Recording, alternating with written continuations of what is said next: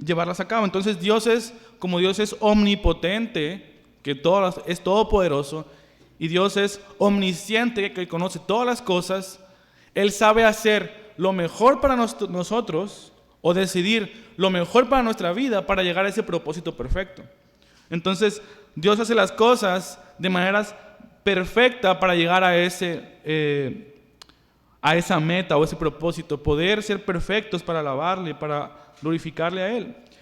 Y en ese punto veíamos, el hermano nos daba un ejemplo de la vida de ciertos hombres de la Biblia, y veíamos la vida de Abraham.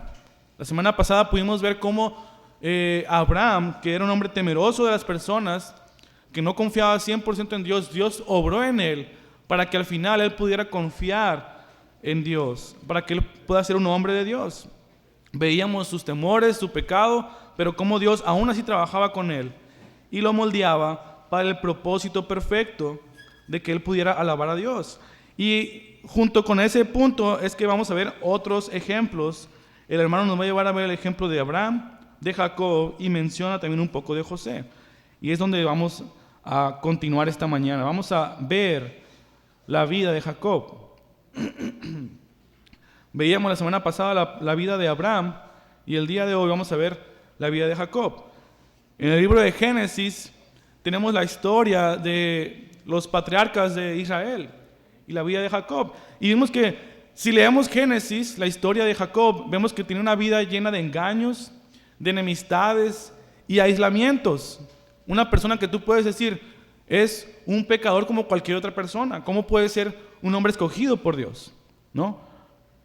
¿Qué merecía él para ser escogido? Y la verdad es que no merecía nada. Vemos solamente la gracia de Dios, pero vemos la vida de él llena de falsedades. Y lo empezamos a ver en el libro de Génesis capítulo 27. Vamos a ir, por favor. Génesis 27, del 1 al 5.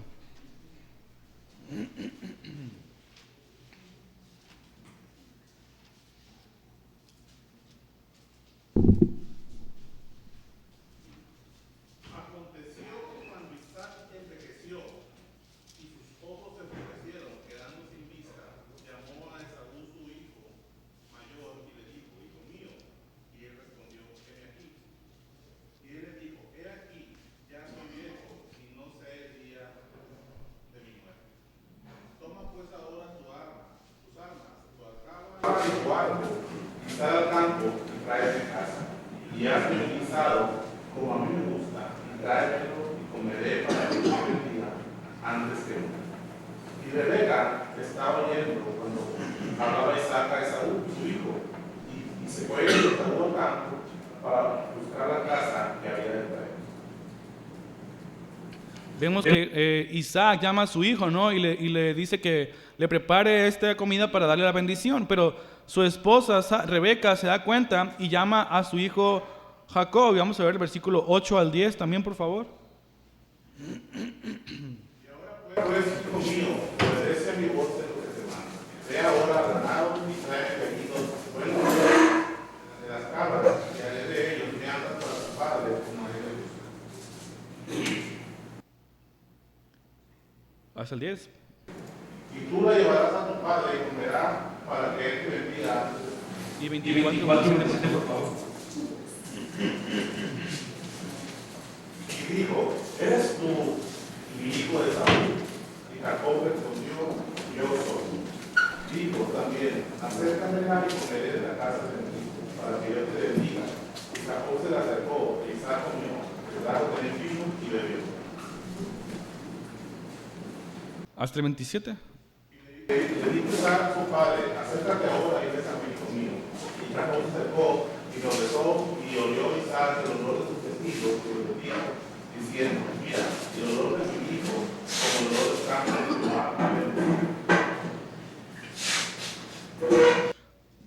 Vemos cómo Jacob engaña a su padre Isaac para recibir la bendición del primogénito. Esta bendición le correspondía a Esaú por ser el mayor, pero Jacob, aconsejado por su madre, engaña a su padre para recibir esta bendición. Entonces, cuando su hermano se dio cuenta de esto, pues vino a ir en contra de él. Y dice el versículo 41 de Génesis 27, Esaú pues guardó rencor a Jacob a causa de la bendición con que su padre lo había bendecido. Entonces, después de esto, vemos cómo él huye de su casa, también aconsejado por su madre, para ir con su tío Labán. Vamos a ver del 41 al 43, por favor, del mismo capítulo.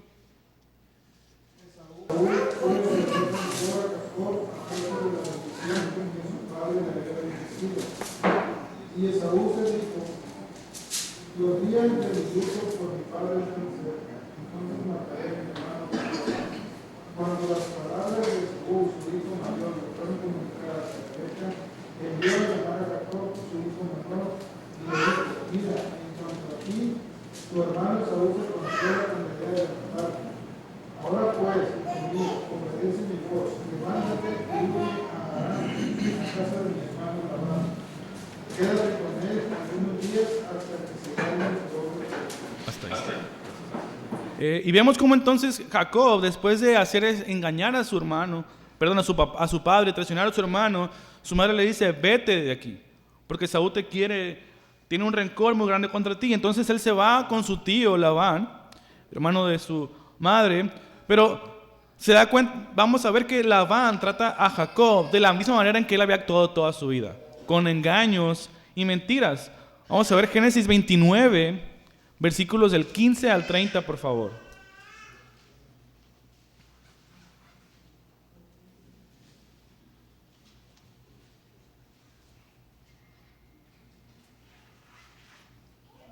Entonces dijo Labán a Jacob: por ser tú mi hermano, me servirás de balde. Dime cuál será tu salario. Y Labán tenía dos hijas. El nombre de la mayor era Lea y el nombre de la menor era Raquel. Y los ojos de Lea eran delicados, pero Raquel era de lindo semblante y hermoso parecer. Y Jacob amó a Raquel y dijo: yo te serviré 7 años por Raquel, tu hijo menor. Y Labán respondió: mejor es que te la dé a ti y no que la dé a otro hombre. Quédate conmigo. Hasta el 30. Sí. Así sirvió Jacob por Raquel 7 años, y le parecieron como pocos días, porque la amaba. Entonces dijo Jacob a Labán: dame mi mujer, porque mi tiempo se ha cumplido para unirme a ella. Entonces Labán juntó a todos sus varones de aquel lugar e hizo lo mismo. Y sucedió que a la noche tomó a Lea su hija y se la trajo, y él se llegó a ella. Y dio Labán su sierva Silpa a su hija Lea por criada. Venida la mañana, he aquí que era Lea, y Jacob dijo a Labán: ¿qué es esto que me has hecho? ¿No te he servido por Raquel? ¿Por qué pues me has engañado? Y Labán respondió: no se hace así en nuestro lugar, que se dé la menor antes que la mayor. Cumple la semana de esta, y se te dará también la otra, por el servicio que hagas conmigo otros 7 años. E hizo Jacob así, y cumplió la semana de aquella, y él le dio a Raquel su hija por mujer. Y dio Labán a Raquel su hija, y la por criada. Y se llegó también a Raquel y la amó también más que a Lea. Y sirvió Labán a otros 7 años. Entonces Jacob se encontró también con una mentira o un engaño de parte de su tío y sirvió 14 años por sus esposas. Y esta es una de las cosas que él había hecho antes, pero ahora lo tratan de esa manera. Y él vuelve a engañar ahora a su tío al quedarse con trampas con la mayoría de sus ovejas. Vamos a ver Génesis capítulo 30, del 31 al 43, por favor.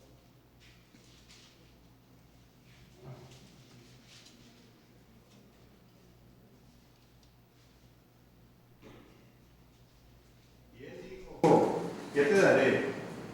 Y respondió Jacob: no me des nada. Si hicieres por mí esto, volveré a apacentar tus ovejas. Yo pasaré hoy por todo tu rebaño, poniendo aparte todas las ovejas manchadas y salpicadas de color, y todas las ovejas de color oscuro, y las manchadas y salpicadas de color entre las cabras, y esto será mi salario.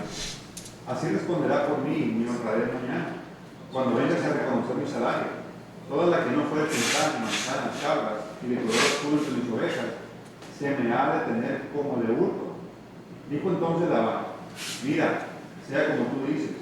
Y Labán apartó aquel día los machos cabríos manchados y rayados, y todas las cabras manchadas y salpicadas de color, y toda aquella que tenía en sí algo de blanco, y y todas las decoró los cuernos de las ovejas y las puso en manos de sus hijos. Y puso 3 días de camino entre sí y Jacob, y Jacob apacentaba las otras ovejas de Labán. Tomó luego Jacob varas verdes de álamo, de avellano y de castaño, y descortezó en ellas mondaduras blancas, descubriendo el hilo blanco de las varas. Y puso las varas que había moldado delante del ganado en los canales de los abrevaderos del agua, donde venían a beber las ovejas, las cuales procreaban cuando venían a beber. Así concebían las ovejas delante de las varas, y parían borregos listados, pintados y salpicados de diversos colores. Y apartaba Jacob los corderos, y ponía con su propio rebaño de listado, y todo lo que era oscuro del lazo de la vaca. Y ponía su hato aparte, y no lo ponía con las ovejas de la vaca. Y sucedía que cuantas veces se hallaban en celo las ovejas más fuertes, Jacob ponía las varas delante de las ovejas en los abrevaderos para que concibiesen a la vista de las varas. Pero cuando venían las ovejas más débiles, no las ponía. Así eran las más débiles para Labán y las más fuertes para Jacob. Y se enriqueció el varón muchísimo, y tuvo muchas ovejas, y siervas, y siervos, y camellos, y asnos. Vemos cómo Jacob vuelve a engañar o a hacer una trampa contra su tío, ¿no? Para quedarse con los mejores animales, con las mejores ovejas y dejarle lo más débil a él, ¿no? Entonces se enriqueció de una manera, vamos a decir, ilícita, haciendo una trampa. Pero esa era la vida de Jacob. Y aún así, cuando Jacob dejó a Labán, se vino con sus hijos, su familia, con sus riquezas, de regreso con Esaú, él pensó que Esaú venía con intenciones de hacerle daño, de herirlo, buscando venganza. Y vamos a ver ahí en el capítulo 32, versículos 4 al 8 rápidamente. Él pensó en su mente cómo podría obrar Esaú pensando en su venganza. Diciendo, así diréis a mi señor Esaú, así dice tu siervo Jacob, con Labán he morado y me he detenido hasta ahora, y tengo vacas, asnos, ovejas, y siervos y siervas, y envió a decirlo a mi señor para hallarse en tus ojos. Y los mensajeros volvieron a Jacob diciendo, vinimos a tu hermano Saúl, y él también viene a recibirte, y 400 hombres con él. Entonces Jacob tuvo gran temor y se angustió, y distribuyó el pueblo que tenía consigo, y las ovejas, y las vacas, y los camellos de los campamentos.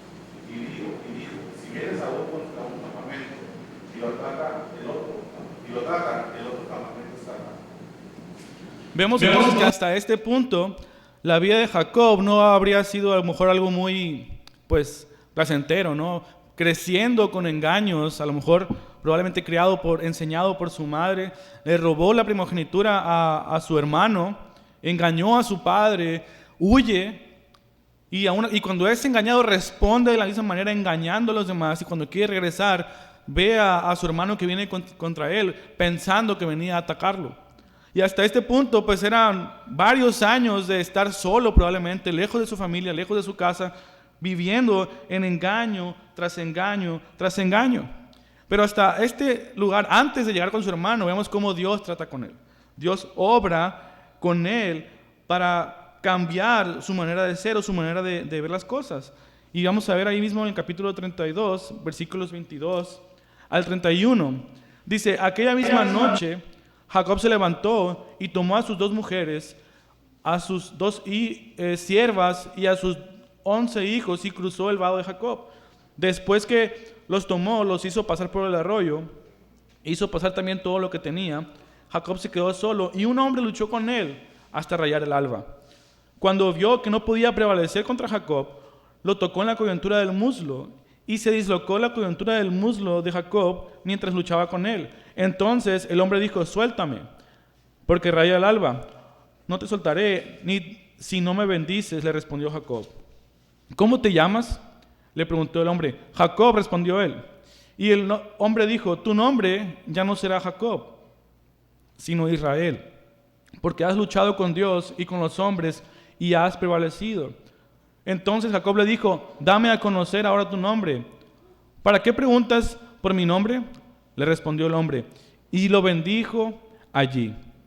Y Jacob le puso a aquel lugar el nombre de Peniel, porque dijo, he visto a Dios cara a cara, y ha sido preservada mi vida. En este punto, Jacob vino a luchar con Dios, una forma preencarnada de Dios, de Cristo. Y realmente, aunque no se nos muestra aquí tan a fondo, el hermano sí nos quiere dar como un ejemplo de cómo Dios lucha con él. Y dice, cuando Jacob estaba luchando con Dios, él se estaba dando cuenta de su propia situación, que estaba indefenso por completo y sin Dios totalmente desesperanzado. Sintió que la gran amargura de sus caminos cínicos e inescrupulosos se volvían contra él. Hasta aquí había sido siempre autosuficiente, creyéndose amo de cualquier situación que pudiera presentársele. Pero ahora se sentía completamente incapaz de manejar la situación y comprendió que jamás volvería a atreverse a confiar en sí mismo para resolver sus cosas y forjar su destino. Jamás volvería a intentar vivir apoyándose en su ingenio. En este momento, en esta situación, fue una situación que Dios usó con Jacob para hacerle ver su orgullo, su manera en la que había vivido todos estos años. Y en la página 124 del libro, el hermano nos dice, cuando Dios hubo terminado con Jacob, no le quedaba un ápice de autosuficiencia.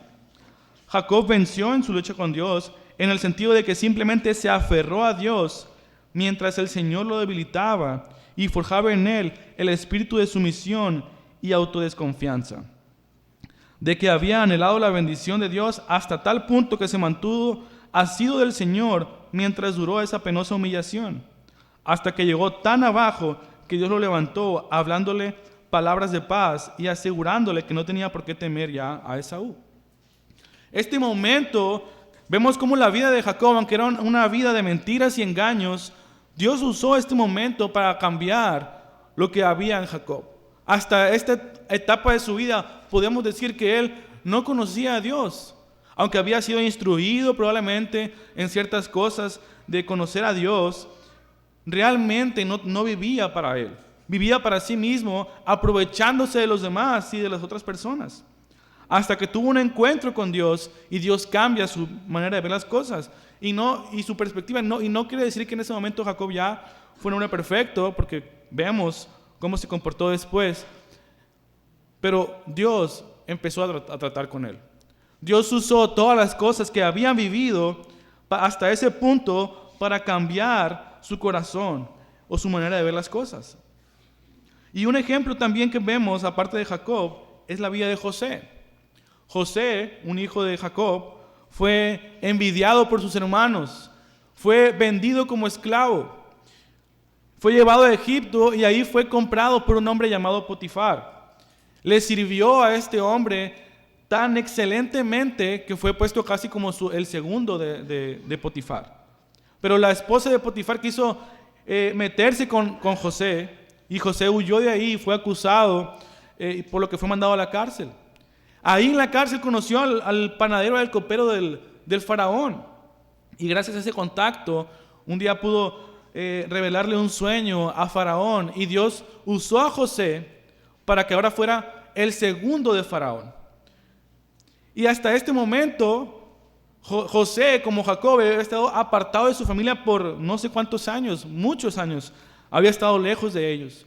Pero cuando se los encuentra, cuando hubo una gran hambruna, ellos vinieron a Egipto a comprar comida, José se encuentra con ellos, los puede reconocer y les dice unas cosas muy importantes, porque José lo que nos demuestra aquí es que en todo este tiempo no les había guardado rencor porque él estaba confiando en Dios. Vamos a ver Génesis 45, versículos 4 al 8.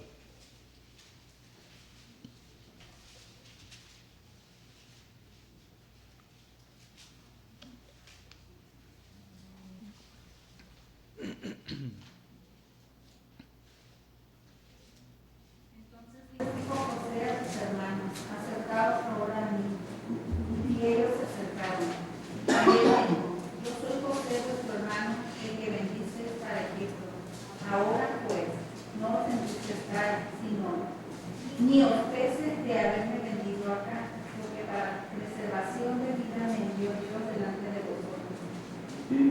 Pues ya ha habido 2 años de hambre en medio de la tierra y aún quedan 5 años en los cuales ni habrá arada ni siega. Y Dios me envió delante de vosotros para preservar posteridad sobre la tierra y para daros vida por medio de gran liberación.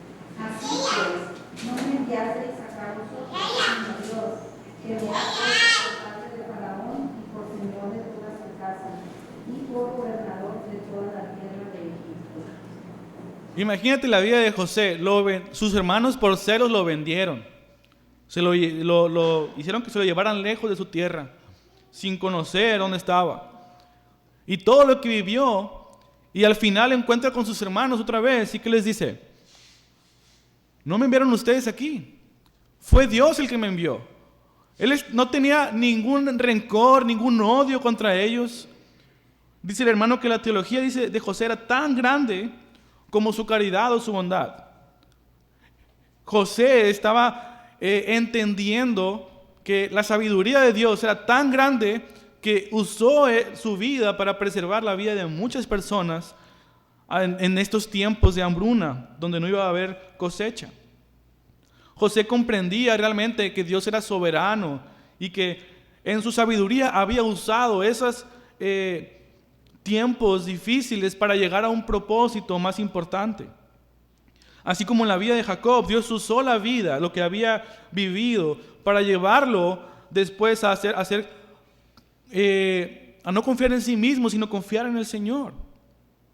Dios estaba obrando en sus vidas, y tú puedes ver si nos ponemos a pensar realmente lo que vivieron, momentos tristes, difíciles, lejos de sus casas. Pero Dios lo está usando en su sabiduría para preservar a otras personas. Entonces dice el hermano en la página 125, estas cosas que hemos leído fueron escritas para nuestra instrucción, porque la misma sabiduría que encaminó las sendas que siguieron los santos de Dios en la época bíblica encamina la vida del cristiano en el día de hoy. Todos estos ejemplos que vemos en la Biblia, todas estas personas, historias y cómo podemos observar cómo Dios obra en ellos. Dice el hermano que esa sabiduría también es la que nos guía el día de hoy. Y es la misma que nos está encaminando nuestras vidas el día de hoy. Entonces pudiéramos confiar. Dice, entonces, no debiéramos desalentarnos cuando nos ocurren cosas inesperadas o desconcertantes que nos desaniman.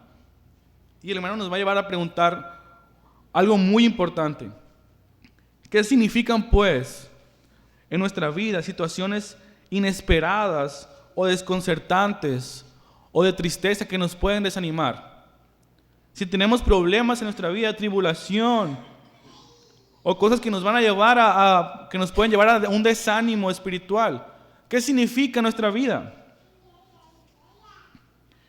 El hermano lo responde y dice, pues simplemente que Dios en su sabiduría tiene la intención de hacer de nosotros algo que aún no hemos alcanzado y que lo que atravesamos tiende a ese fin. Dios tiene un propósito para nuestra vida. Si veíamos la semana pasada que el propósito general o principal de Dios es que lleguemos a adorarle por siempre. Y todo lo que atravesamos en nuestra vida tiene un propósito que a veces no nos damos cuenta, a veces no comprendemos, no entendemos, a lo mejor nunca vamos a llegar a comprender.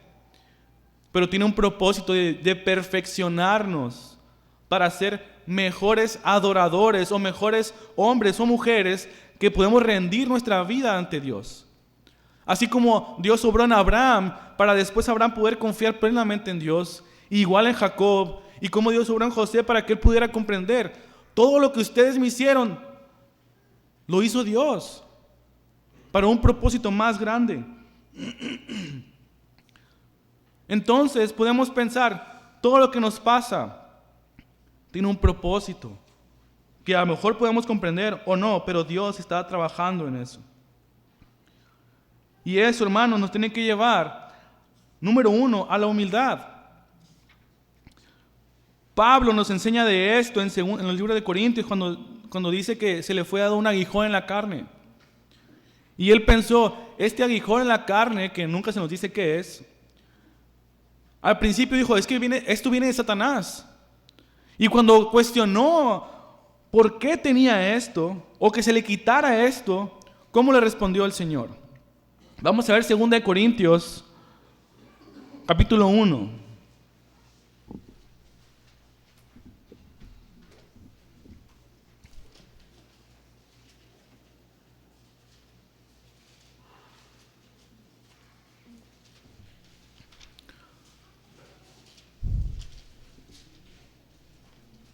Versículo 4.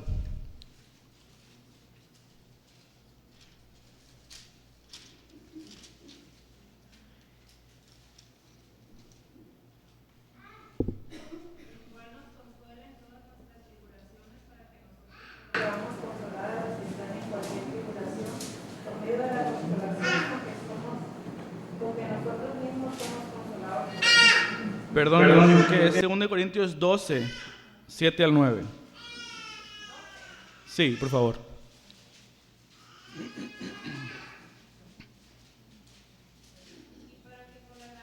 Las revelaciones no me exaltarse desmedidamente, me pueda dar una espina en el carne, un mensajero de Satanás que me ausenté para que no me enaltezca sobremanera, por la cual 3 veces he rogado al Señor que lo quite. Y me ha dicho, bástate de mi gracia, porque mi poder se perfecciona en la debilidad. Vemos cómo Dios le dice, bástate en mi gracia, porque mi poder se perfecciona en la debilidad. El Señor nos va a llevar, o nos puede llevar, así como en la vida de Pablo, a recordar nuestra debilidad, nuestra necesidad de Él. Los propósitos de nuestras aflicciones o de nuestros momentos de prueba o tribulación, a veces no los comprendemos por completo. Pero Dios los usa para trabajar en nosotros, a lo mejor en nuestras actitudes, en nuestro orgullo, a lo mejor en nuestra tendencia a satisfacernos a nosotros mismos. O no sé, cada quien tiene una lucha en su vida con nuestro pecado. Pero Dios puede usar todas esas situaciones para cambiarnos y llevarnos a ser más humildes o más dependientes de Dios. Ahora sí vamos a 2 Corintios 1:4, por favor.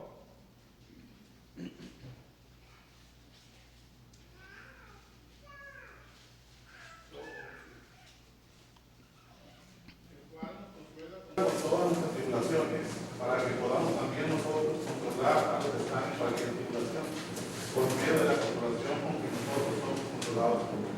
Dice Pablo, a lo mejor eso que tú tienes es para que tú aprendas a consolar a otros, para que tú aprendas a ayudar a otros en tiempos de aflicción. Pero tiene un propósito, y es perfeccionarte a ti y ayudar a otros a perfeccionarnos a la visión de Dios o de Cristo. Incluso el Señor Jesús fue pasado por un tiempo de prueba para llegar a perfección. Vamos a ver Hebreos capítulo 5.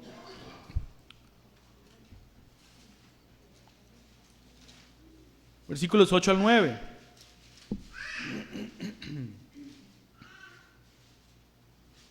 aunque era hijo, por lo que padeció, aprendió la obediencia, y habiendo sido perfeccionado, vino a ser autor de eterna salvación para todos los que le obedecen. Para llegar a ser un mejor Salvador, un hombre que podía identificarse con nuestras vidas. Dice que aprendió por obediencia y padeció para llegar a ser perfecto. Todo lo que pasamos entonces, hermanos, tiene un propósito que a veces no comprendemos, pero Dios es sabio y lo usa de manera perfecta para llegar a ese propósito que ya hemos mencionado. Entonces, si podemos comprender hasta cierto punto o entender que Dios es completamente sabio, completamente perfecto en su manera de pensar y hacer las cosas, viene la pregunta, yo creo, más importante del capítulo. ¿Cómo debemos enfrentar las situaciones desconcertantes y difíciles si no podemos por el momento saber cuál es el propósito divino que hay detrás de ellas? ¿Cómo debemos reaccionar ante los problemas, cómo debemos reaccionar ante las situaciones difíciles. El hermano nos va a dar 2 puntos y dice en la página 127,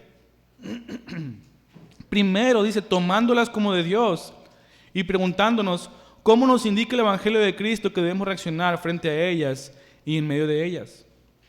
Tenemos que comprender que todo lo que padecemos viene de parte de Dios, es de parte del Señor. Él lo está haciendo por un propósito en tu vida, que ahorita no comprendas o no entendamos, no significa que no podamos confiar en Él. Debemos confiar y decir, Dios está haciendo esto en mi vida por algo. No, ¿por qué? No sé. ¿Para qué? No sé. ¿Qué puedo hacer? Preguntarme cómo Dios, ¿qué me está enseñando Dios? ¿O qué debo cambiar en mi vida? O incluso es simplemente para atraernos más a Dios. Y número 2 dice, buscando el rostro de Dios en forma concreta, de buscando su luz. Cuando pasamos por tiempos difíciles, probablemente no tenga más que un propósito, sino el de acercarte más a Dios. Lo que pasó con Abraham y con Jacob fueron situaciones que Dios usó en su vida para que ellos se acercaran más a Dios, que ellos pudieran depender de Dios. Cuando Pablo se le dijo, bástate mi gracia, porque mi poder se perfecciona en la debilidad, él tuvo que reconocer primero que era débil, que tenía una necesidad, que tenía un problema en su vida. Pero se le dijo, bástate mi gracia, porque mi poder se perfecciona en la debilidad. ¿Y eso qué quiere decir? Primero que nada tenemos que reconocer nuestra debilidad, nuestra necesidad de Dios. Pero a nuestro orgullo o en nuestro ego queremos decir, no, es que yo puedo hacer esto, o yo puedo vivir de esta manera, o yo puedo planear mi vida de cierta manera. Y Dios que nos dice, mi poder se perfecciona en tu debilidad. Entonces, ¿qué nos conviene más? ¿Ser fuertes o ser débiles? Ser débiles, porque cuando entendemos que somos débiles, cuando entendemos que necesitamos de Dios, Dios obra mejor en nuestra vida. Dios es más glorificado cuando reconocemos que le necesitamos que cuando podemos decir, es que yo soy autosuficiente y no ocupo de nadie. Cuando pasamos entonces por momentos desconcertantes, tenemos que decir, Señor, tú tienes control. Podemos confiar en Él, podemos esperar en Él. Cuando se te poncha la llanta y no vas a llegar al lugar al que tienes que llegar, Dios tiene control. ¿Lo hizo por algo? Sí, aún en lo más pequeño, Dios lo hizo por alguna razón. Cuando tienes un problema en tu casa, un problema en tu trabajo, no sé, en tu vida, Dios lo hizo por algo. Y eso nos tiene que llevar a depender más de Dios, a confiar más en Él. Porque su poder se perfecciona en nuestra debilidad. Tenemos que reconocer que somos débiles, que necesitamos de su gracia. Pablo dijo aquí que este aguijón, tenía como el fin que me mantuviera humilde, para que la grandeza de las revelaciones no me exaltase en sobremedida en lo que Dios le había revelado, para que no tuviera un orgullo. Dios le dio un aguijón en su carne. Entonces dice Pablo, por tanto, de buena gana me gloriaré más en mis debilidades, para que repose sobre mí el poder de Cristo. Si comprendemos entonces que Dios es sabio, completamente sabio, y su soberanía tiene un propósito en nuestra vida, debería llevarnos entonces a confiar más en Él, a ser menos orgullosos o pensar que somos autosuficientes. Si sabemos que no podemos, ¿qué vamos a hacer antes de servir al Señor, o de venir a la iglesia, o de ir a tu trabajo? Orar. Antes de salir de mi casa voy a orar y poner mi vida en las manos de Dios. Y voy a esperar que Él, en su gracia, me fortalezca en este día. Voy a esperar que Él, en su poder, me guíe. No en mi sabiduría, no en mis entendimientos o conocimientos, confiando en Él. El conocer que Dios es sabio nos ayuda a ver que toda la vida, cada detalle de ella, está al control de Dios. y tiene un propósito perfecto, el cual a veces no sabemos. Pero entonces, hermanos, si tenemos una debilidad, un problema, una enfermedad, una tribulación en tu casa, podemos saber que Dios está obrando en nuestra vida. Tú tienes una tribulación, una prueba en tu vida, a lo mejor Dios está obrando en ti. Así como Dios, dice la palabra, que reprende al que es su hijo, a su hijo verdadero también lo va a enseñar, lo va a pasar por pruebas para que se perfeccione. Y me acuerdo del retiro de mujeres, ¿no? Que hablaban del barro, cómo Dios estaba moldeando ese barro para llevar a hacer algo que Dios había establecido. Entonces en nuestra vida Dios nos está moldeando, Dios está trabajando con nosotros. A lo mejor te está limando de un lado y tú dices, Señor, ya no quiero. Es para que seas perfecto.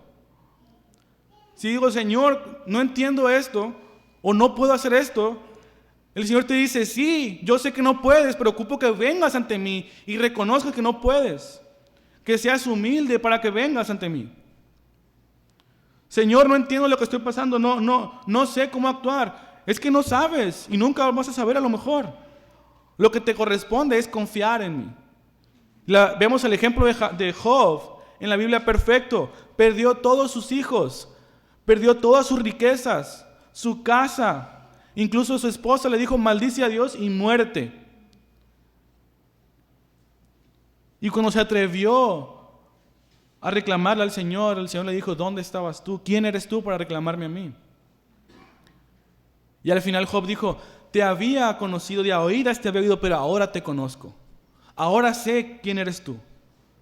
Y el propósito entonces de nuestros problemas o tribulaciones o dificultades en nuestra vida, a lo mejor es tratar con un pecado, a lo mejor es que te acerques más a Dios, pero principalmente es que le podamos conocer cada día más y mejor, para llegar a ese propósito que Él había establecido, que le podamos adorar perfectamente. Entonces podemos verlo de esta manera: Dios nos está perfeccionando, Dios nos está puliendo, para que un día lleguemos a su presencia y poder adorarle perfectamente.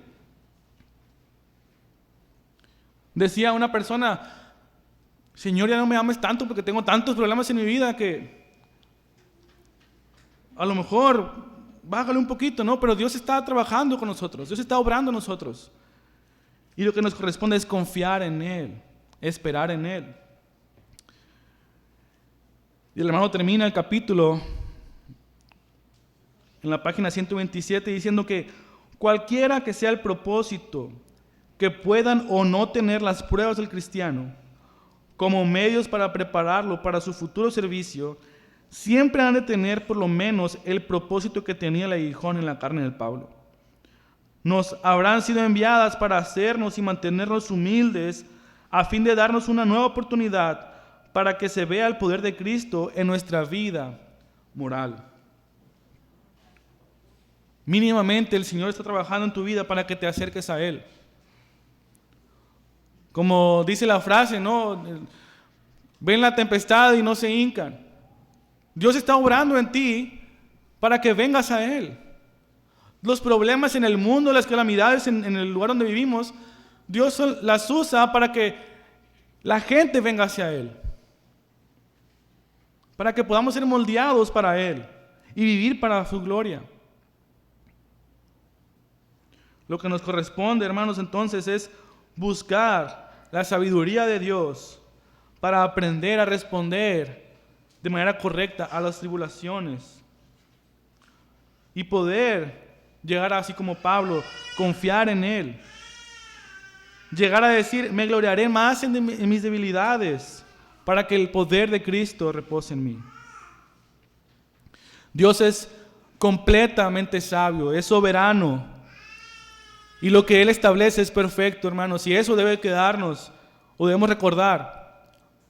Aunque tengamos problemas, aunque tengamos situaciones difíciles, que no vamos a entender a veces, Él sigue siendo sabio y soberano, y nos está moldeando para perfeccionar nuestra alabanza hacia Él. ¿Tienen algún comentario, hermanos, hasta este punto? Ya estamos casi a punto de terminar. Yo sé que me viene largo, pero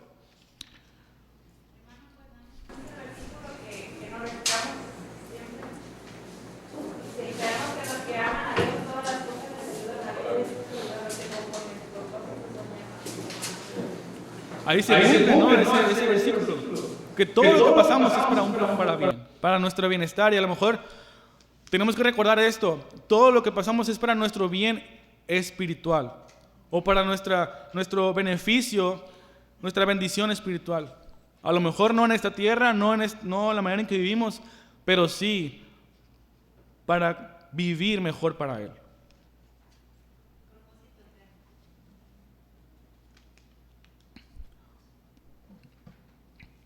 Si no más comentarios, hermanos, pues terminamos este capítulo. Es el único y sabio Dios, y la próxima semana, con el favor de Dios, estaremos en el capítulo 10, la sabiduría de Dios y la nuestra. Oremos pues, hermanos, vengamos a orar delante de nuestro Dios.